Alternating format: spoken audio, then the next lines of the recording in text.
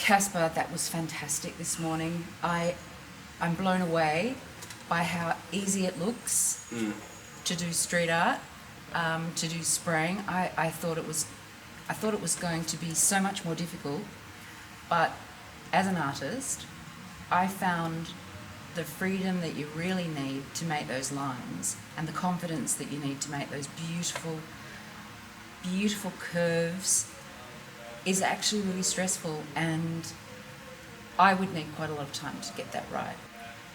So tell us, how did you get started?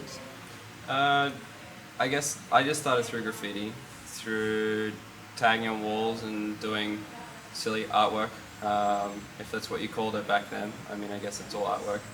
But yeah, started through graffiti. Skateboarding is sort of what introduced me to that. So skating around, saw it everywhere that I went, and then one day I just found a spray can walking on the way home, picked it up, did a bunch of silly stuff, jumped fences and had fun. And then from there, I've just been obsessed. It's just the same thing like picking up a skateboard and trying to do a trick. You're bad at it, you get better, you're better and better and better. The more hours you do it, and more days you do it. And yeah, it's been the same with like spray painting.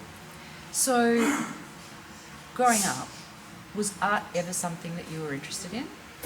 Not really, no. When I was younger, I never drew anything. Like before I was 15, which is when I started spray painting, I never had an artistic bone in my life. I think the only thing I drew was these little Dragon Ball Z guys with like big six packs and stuff when I was a kid. But that was just like one of those phases where you start squiggling something random. But then I found graffiti, so I guess the thing that I was more obsessed about was more just the mission, the objective, the adventure, climbing, going crazy, going out at night, having a second identity, and just something else to sort of be proud of, you know. So when I was a kid, I didn't really draw in my book too much, but so it's been like a long learning curve for me. Like the first 5 years was just like absolutely terrible. But I know how that feels. Yeah. It was really scrutinising. Yeah. Normally having such confidence, and then you basically wiped the floor with me yesterday, and yeah, I can understand that it would take a while. Yeah. So, not having been interested in art when you were younger, have you seen your artwork evolve from graffiti to street art,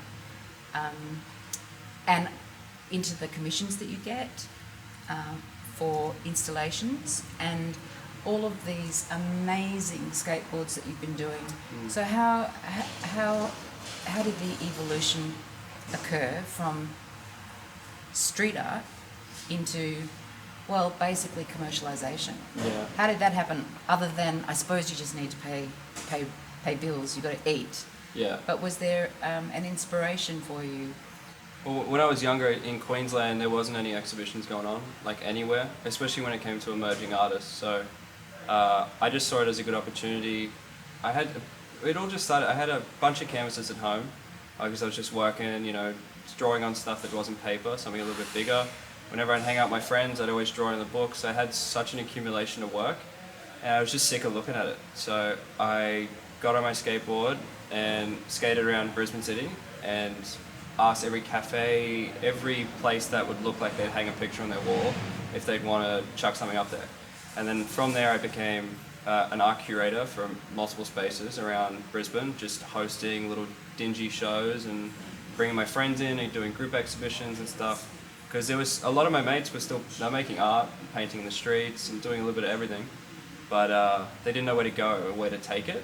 So that was a good opportunity, just to like have an excuse to hang out with my friends and put an art show on. Yeah. And those blew up and came pretty big. Every now and then, you know, there's a few people coming in and stuff, and I guess that's what sort of started making me be like, oh, I can actually hang these on walls and people can buy them. And I mean, artistic integrity is all fine and well, but I mean, finance is something that we need to take into consideration. Yeah, because everybody's got to live.